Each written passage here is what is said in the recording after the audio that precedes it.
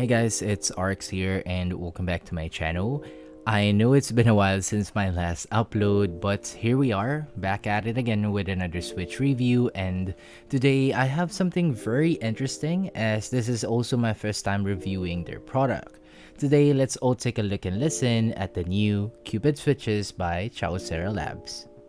A quick disclaimer before the video starts that the switches was sent by Chowsera Labs for a review, but I wasn't paid to make the video, and of course, I'll give you guys my honest and unbiased opinion about the Cupid Switch.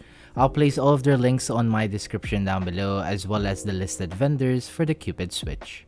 Let's take a look at the switches. The switches were made to pair with their Cupid 65 board. In case you didn't know, they were the ones who made the Cupid 65, and honestly, for me, it's one of the most unique 65% that was released this year. And going back to the switches, you'll have 4 options to choose from: a 48 gram no lube or with pre-factory lube, and a 55 gram no lube and a pre-factory lube. Now I asked for both 48 and 55 gram with a pre-factory lube for today's review. Now the base price of the switches would cost around 29 cents per piece, which is not bad and it's very decent for the price point. Now breaking down the materials of the Cupid Switch. Now these are a 5-pin linear switch with a very unique material choice. Now for the stem, it's made out of POK and silicone.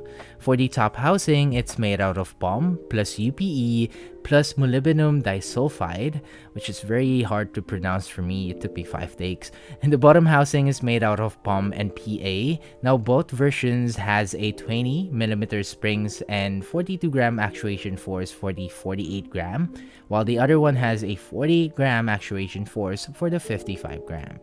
So Chowsera Labs mentioned that they really made 2 different lubing methods for the 48 and the 55 gram.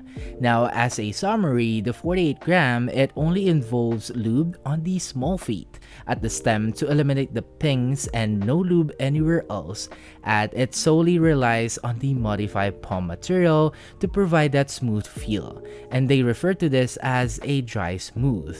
And these versions offers a great consistency and smoothness, but it lacks the lube that might affect the sound and performance a bit slight.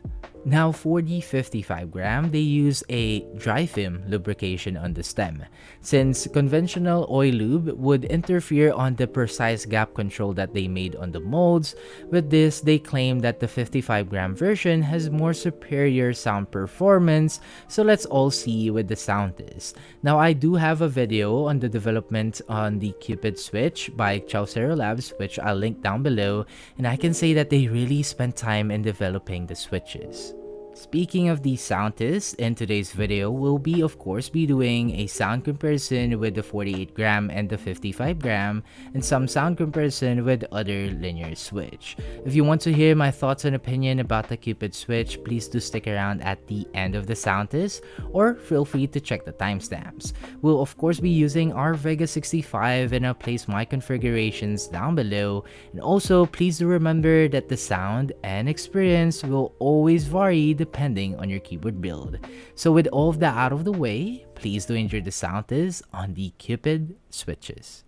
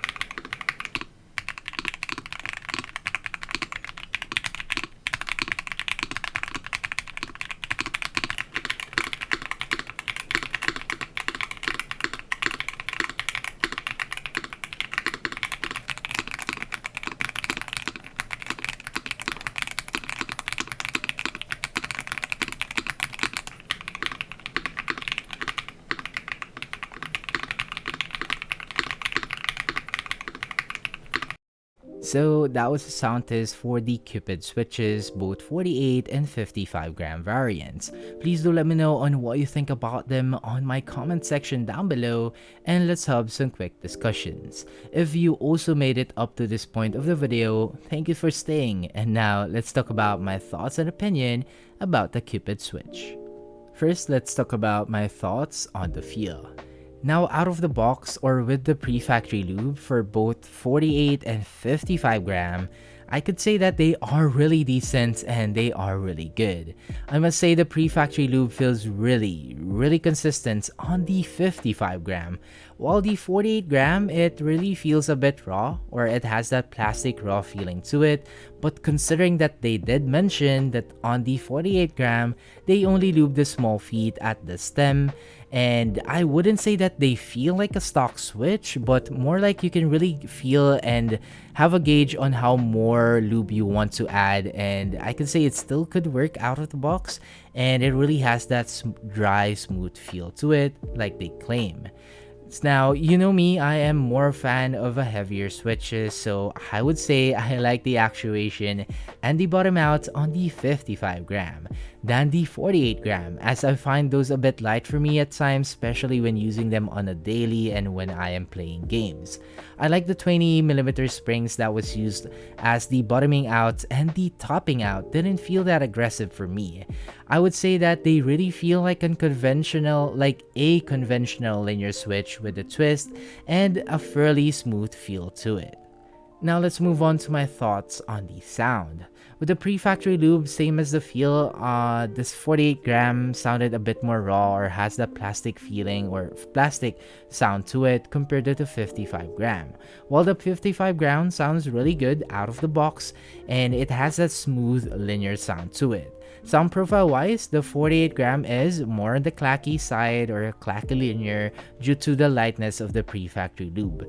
While the 55 gram, it's more on an in-between of a clack and a deep sound signature. So it's not too loud and not too muted. And same as the feel again, I like the 55 grams better than the 48 grams in terms of the sound profile.